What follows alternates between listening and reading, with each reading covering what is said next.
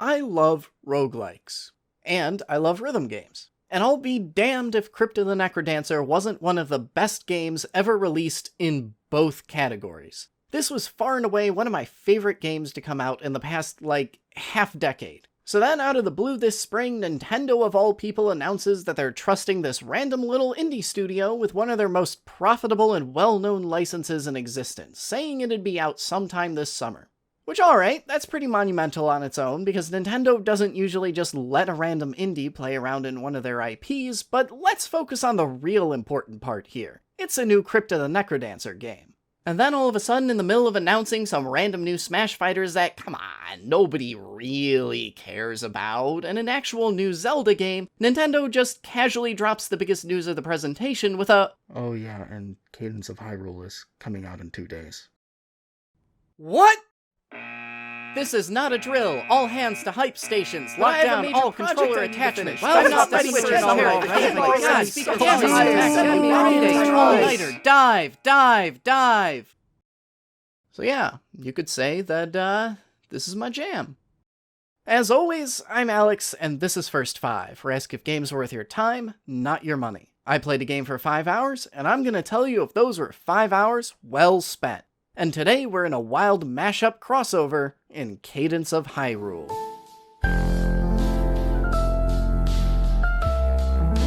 At first glance, you might think that Cadence of Hyrule is just Crypt of the Necrodancer with a bit of Zelda paint slapped onto it. And that certainly would have been easy enough to achieve, but no.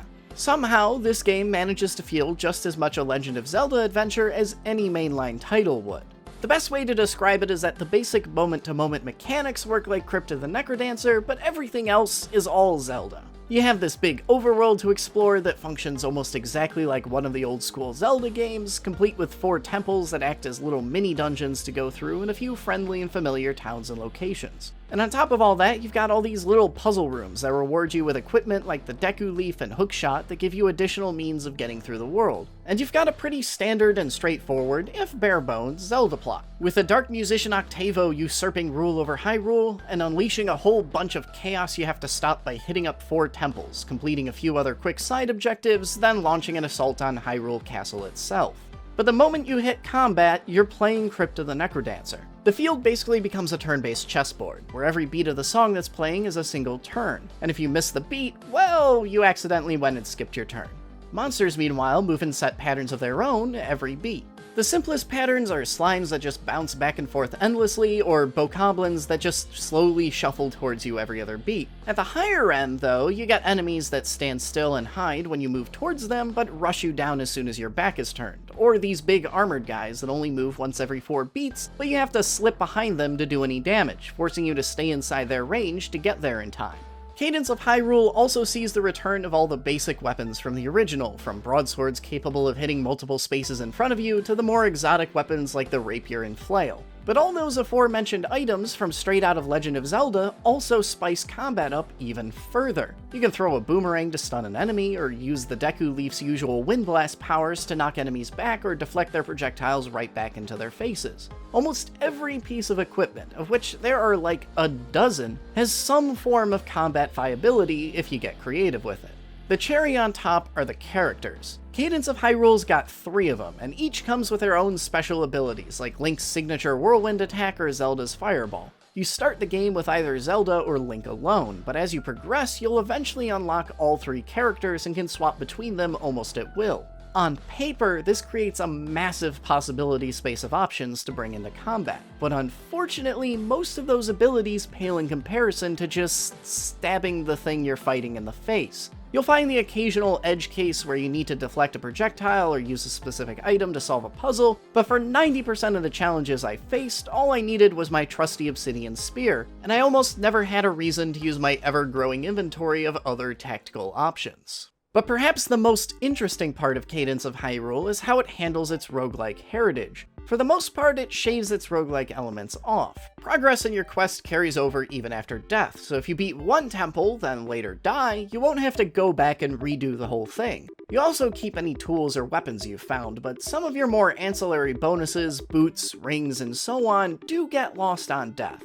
but in other ways, it maintains a little bit of roguelike randomness. Your game has one persistent game map to explore that stays the same no matter how many times you die, but every new game you start gets its own semi-randomized seed, with major regions shuffled around and individual tiles being different. And those items you can lose on death can also just wear out and be lost over time. Your ring, boot, torch, and shovel slots are a constant revolving door of new items as they lose durability, break, and are replaced by whatever you find 2 minutes later.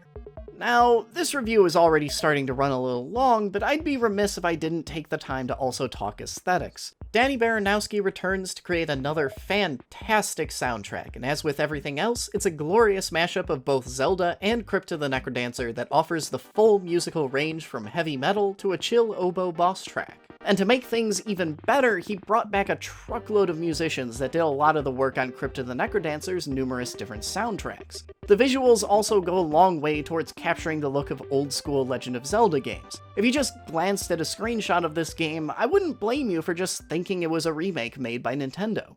But after all that, it's time to finally ask the big question. What do you get out of 5 hours with Cadence of Hyrule? Surprisingly, that was enough for me to make it through the entire game with a little extra to spare. And I wasn't even rushing particularly hard either. I visited every nook, found almost every item, and ultimately faced the final boss with a full kit. And it was a great 5 hours to boot. Cadence of Hyrule had barely a dull moment in it, and even after finishing it, I already want to dive right back in and just play it again. I've already admitted that I'm supremely biased and then some, but I haven't had this much fun with a game since I reviewed Descenders.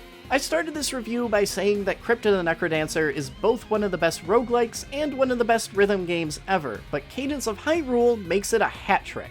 The developers clearly took a lot of time to think about how exactly to replicate a Zelda title, and even more miraculously, stuck the landing without compromising what made its predecessor so much fun. The fact that this game can even exist alone is incredible, but the fact that it so seamlessly and effortlessly justifies that existence by creating something that embraces both of its inspirations while remaining its own thing is mind-blowing. Unless we somehow get a Cadence of Hyrule 2, you're probably never going to see a game exactly like this again, and if you're looking for something short but excellent, you owe it to yourself to check it out.